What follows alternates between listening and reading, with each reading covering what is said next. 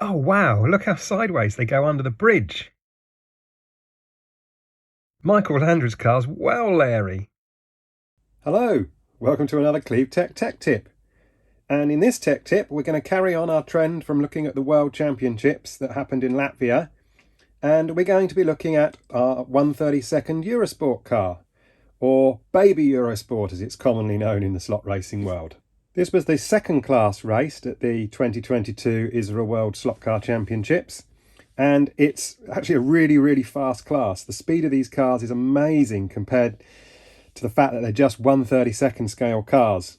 Yeah, they don't use magnets to hold them onto the track or anything like that. They just use downforce, chassis handling and tyre grip to keep them in the slot. And today we're going to look at the car that I raced at the World Championships. There's two body shells here, and under this one is the chassis. Let's take a look. Before I completely reveal the chassis, if you haven't seen my first two videos on the World Championship and the 1/24th team race, I suggest you have a look up here now, click that link and watch those two videos, because it outlines a bit more about what the World Championships is about.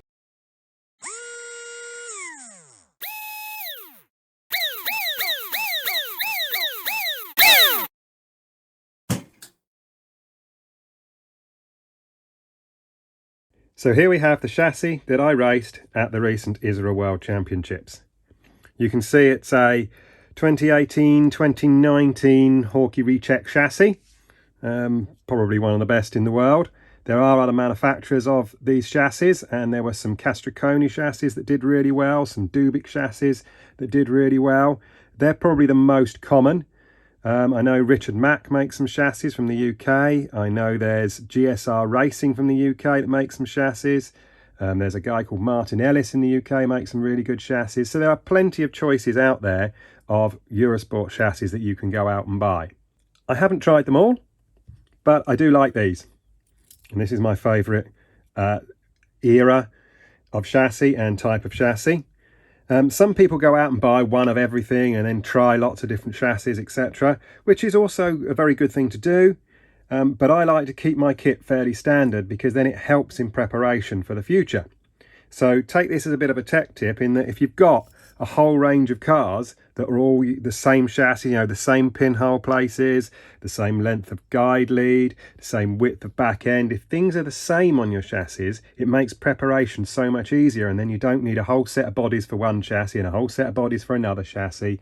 You don't need to prepare a set of gears with the right axles cut at the right length, etc., for one type of chassis, then another one for another type of chassis. It just makes preparation easier. So if you've got a type of chassis that you like and you're confident in, and you can tweak it a little bit, change the setup to be what you want it to be, then I would suggest you perhaps stick with that, maybe buy 2 or 3 of them and have that as your range of cars that you use, rather than loads and loads of different chassis all the time, because it just makes preparation so much easier.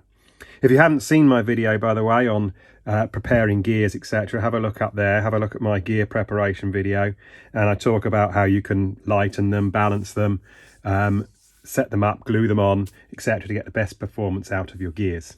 Here we go. You can see it has the ISRA sticker on, the ISRA technical sticker.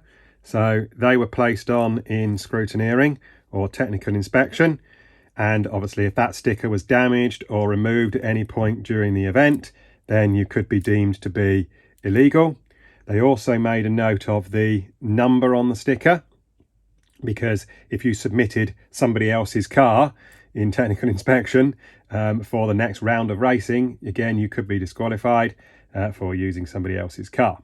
So this is the actual chassis that I used. And it's also the chassis that I used to win the UK National Championships with as well. But it's not the chassis that I used to win the European Championship on the same track earlier in the year. As I mentioned before, I have 3 of these chassis. I really like them. They're all pretty much similar.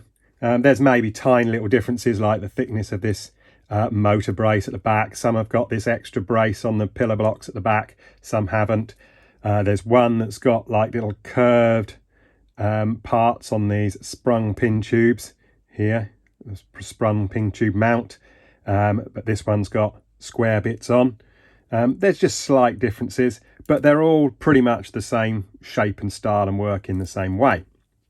You can see I've got a Samson guide nut. It's turned down for lightness and drilled out for the little tool that goes in to do it up. Great guide nuts, I really do like those. I think he calls them Harry's nuts. And I've got an HP tapered guide. This happens to be one that I've weighted myself. So I put some weight inside that guide blade there to weight the guide down at the front a little bit. You can see I've also got little bits of insulation tape here just underneath this corner, because sometimes when you're putting motors in a hurry, and I'll show you why there's a bit of an issue with that with some motors in a minute, but sometimes when you're putting motors in a hurry and little brush spring maybe might touch the chassis, it could create a short circuit, or it could arc or so on the chassis. So I always protect this little bit of chassis here where the motor sits in, just to make sure there's no chance of that motor's flexing during operation and touching the chassis and shorting out on that chassis whilst the car's running around. Earlier in the year, I actually won the European Championship on this same track that we used for the World Championships in this class.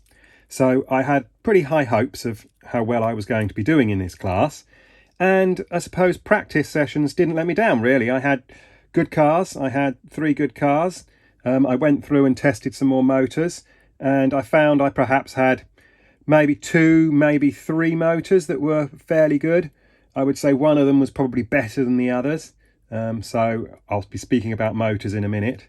But I had some good motors and I had some good chassis. There were still a lot of quick people out there though, and some people seem to go very, very fast in practice. And some people going a bit faster than me in practice, but I was still fairly confident in the way I was practicing, what I was racing. I was running very tall tyres, tyres that had more ground clearance than I needed for technical inspection. So the car was quite high in the air at the back end and was still running good times. So I was fairly confident that I was getting a good feel of the car and it was going to work. And I would try some slightly different tyre compounds as well as practice went on. But for those of you that seen my previous video about the World Championships, you'll know that there's a lot of people at the World Championships. The classes are limited to 120 people per class, these individual open classes. So when you think you've got 120 people all practicing on the track and everybody needs to have a go before you go on the track again, the track conditions change massively from one practice session to another. And when that happens, there's a lot of rubber laid down on the track. I'll show you in some of these images now. So you can see around the corners that there's a lot of rubber built up.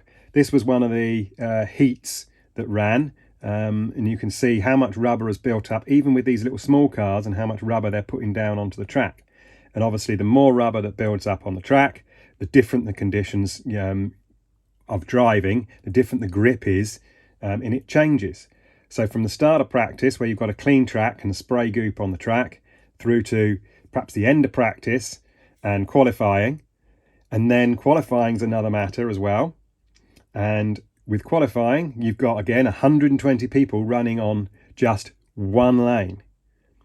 So that's potentially 2 hours of extra running on one lane of the track. And that changes the grip on that one lane massively. So if you're up at the end of qualifying, you're one of the last ones on the track, you've got a totally different track to the track you last practiced on. So it's being able to judge the conditions and get things right and have a car that you're happy with in different conditions. And you've probably been looking over this car a fair bit whilst I've been talking. So let's have a look at some of the things that I've done in terms of the setup of this car. Well, probably the most obvious thing is this bit of gel tape across here. It seems to be fairly common these days in gel tape tuning of chassis. And what this gel tape across here does is it links the centre section to the pan section. You can see it's flexing a little bit there, and it allows a little bit of flex there, a little bit of sideways movement, not much. And again, it allows a little bit of front to back, but not much. And you can change the thickness of this tape. You can change the width of the tape and the thickness of the tape to give you different amounts of damping. So the position of this gel tape can matter, and people put it in different places. Some people tend to push the pan all the way forward and then stick the gel tape on. That way they're damping the rearward movement only of the pan. Or you could do it the other way and pull it rearwards like this, and you could stick the gel tape on, and then you're damping the forward movement of the pan as you brake. Or in my case, I've stuck the gel tape more or less in the centre, and you can see it's damping both forward and back movements of the pan. And it just stops some rattling, etc. of the pan. It does tighten the chassis up, perhaps gives it a little bit tighter feel, so the back end doesn't move as much. The front end feels much tighter in the slot, but I quite like that feeling of the car. Some people like the back end of the car moving around loads like this, around the track, but that's just not my driving style. I'm not saying my driving style is any faster than anybody else's. I just like the car to stay in line more. I feel that in my head, if the car is doing this, it's not going forward, and I like it to stay in line and drive forward rather than move around like this. Also, my driving style and my setup of my cars, bearing in mind my cars tend to be quite tighter and don't flap around so much, they tend not to wear tyres so quickly as some other drivers and some other setups tend to do. If you're sliding your car around a lot, your tyres will wear out much more quickly. So that's the gel tape across the chassis. Let's have a look at these pin tubes here. Now the original chassis is designed with these, I'll just move it a bit there, it's with these here so you can see it. You can see that the rear pin tubes are designed to flex up and down like this. The mount that the pin tube goes into is designed to wobble up and down like that, and is sprung a little bit here. It's fixed at the front and sprung a little bit here.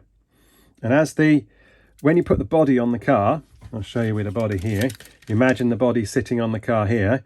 When the downforce hits the back of the body, it tends to push the rear of the body down. And I don't quite know the full theory of that, but I know the testing that Hawke and Recheck did, they found that that actually helped the chassis and helped the car work better. Now, I went a stage further and I put floating pin tubes on the chassis. So you can see how these pin tubes are wobbling in those holes here. You can see how they move around and they wobble in those holes like that. I did the same to my production car. So I put floating pin tubes on like that. And then I also tested them with and without this damping on the gel tape here on the pin tube. There wasn't much difference, I must admit, there wasn't a lot of difference. But I decided to go with this damping on the pin tubes. I used it on my production car and we did very, very well in that race. So I decided to stick it again on my 32nd EuroSport car and go with that as well. It just stops all the rattle of the body, but still allows the body to move a little bit and be damped on any vibrations that are happening actually on the chassis itself. So I quite liked that. You can see I've got the weighted guide, I've mentioned that. That just helps hold the front of the car in, but it does give more of a weight bias towards the front of the car. So you might need to consider running slightly grippier tyres because of that extra weight bias at the front of your car. It's almost like putting extra weight around here on your chassis, but obviously it's a little bit more effective because it's right on the pivot point here rather than slightly back from the pivot point. You can see I quite like to keep my chassis fairly clean.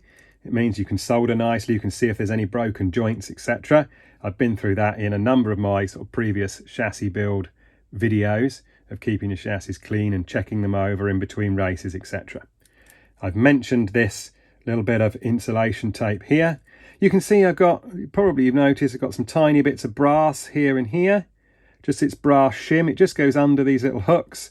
The idea was that it limited some up movement in that crossbar a little bit, but only fractionally, not much. And I'm not too sure it made much difference. I've got, this chassis's got them on, but I've got another chassis without them on and it performs so I can't really notice the difference. It was an idea I had, but it doesn't seem to have made any difference, so I haven't taken it off. I've just left it on there and it seems to work okay for me, but I can't really tell much of a difference actually on the track. So after all the practice sessions, you go into technical inspection. You can see there's quite a lot of cars on the technical inspection table and still some people waiting to get their car scrutineered and checked to make sure they pass all the rules. Now the rules for this class are much more simple than the production car class because you can use basically any chassis in the world you want as long as it's within certain dimensional requirements such as length of guide to back axle and width. Things like that matter. You can only use one type of body shell. There is only one type of body shell approved. So again, checking the body shells is easy. There's a height limit on the rear of the body shell, and there's also the fact that you really ought to not modify the body shell from its original shape. So you can't like cut half the front away or anything like that. You can't cut great big chunks out the middle of the shell here at the sides like that. But you are allowed to cut out front wheel arches and rear wheel arches as per the real car. So I prepared my 2 body shells. I'll show you a little bit more detail about those later. But I prepared 2 body shells because you're allowed 2 body shells. So let's say you had a big accident and one body shell went right through the gears and got completely mangled. You do actually then have a spare to carry on racing with. There are multiple rounds in this class. So there's qualifying. That's followed by a heat. Then there's the semi-finals, and then there's the finals. So you have to be prepared for each round of racing, and you get your car back.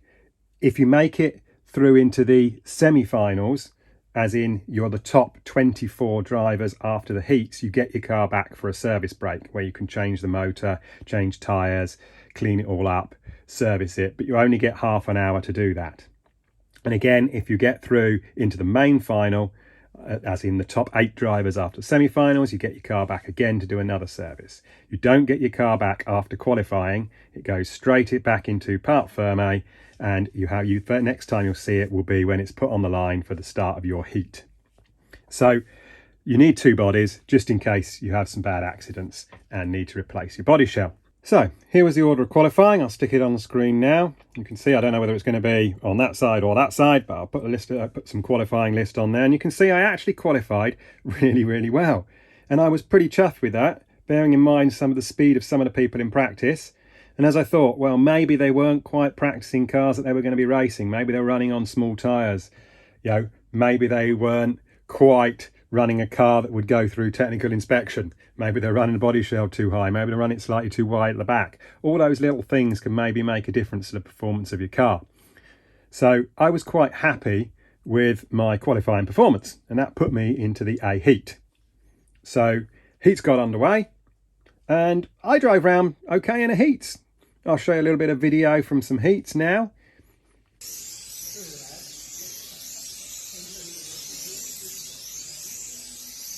So I drove around quite well in the heats and fairly steady, and I'll talk about the motor I used in the heats in a minute, but it was this motor here. You'll probably have to wait till part 2 to see about motors and other bits and pieces with the body shell.